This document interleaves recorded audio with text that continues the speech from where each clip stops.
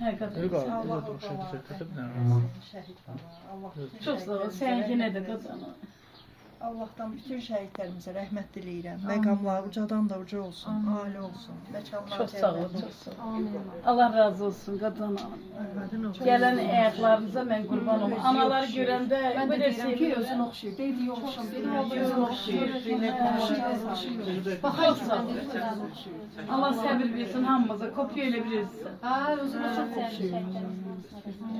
Hamısı belə yaraşıqlı deyil, hamısı. Hamısı nurdur, nur. Nur. 2 yaş. Sənki neçə yaş?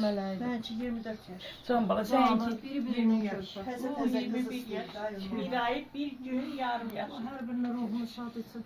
Valla evlat itkisinin təsəllisi yoxdur. Heç bir söz tamamlamayıb. Mən qırağa o müəllimləri onun üçün o qədər ağlayır ki. Bəs, amma bir Müəllimlər. təsəllisi var ki, başqa evlatlar bilmirik necə olacaq. Amma sizinkilər görün hansı Sağ zirvədədir. olsun, bir üst tərəfdən bir Allah qonşumuz var, yerdə qalan müəllim özünün balalar oğluna qoydu adını. Bir Sizinkilər. dənə də öz müəlliməsi nəvəsinə qoydu, icazə Və ilə gəlib görürsünüz adı oğlunun yaşayır. adını. Mən dedim, adı Bostandır. Bəli, Dedi, adı yox, o yaşayır. Cavidan kimi oğul istəyirəm, dedim.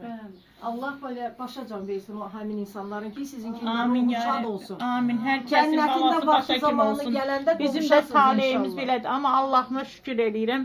Allahım oğlum xarakterdə oğullarıma Qismət edeyim. qismət Yerdə iki etdi. qız Öz- evladınız var. Başqa anaların, oğullarına oğul qismət etdi Allah. Ona da min şükür qız olsun. balalarınızı da Heç qorusun. olmasa nağarardım. Onları tanımasam nətər olardı, tək qalardım. Allah özü onları tanıtır da sayqadanan. Allah özləri onlar sənə göndərir.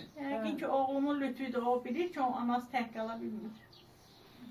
Allah sağ xatırlasın. Bizim də Allahımız var. Şəxsən mən özümü tənha saymıram. Mənim Allahım var. Bəli, hər biri. İkinci də dar günündə mənim dövlətim var, hökumətim var. Mən özümü tənha saymıram. Şəxsən. Devletimiz. Çünki Allah həmişə mənimlədir. Qadansa. Allah belə yazıyor, biz kimik? Kimik biz?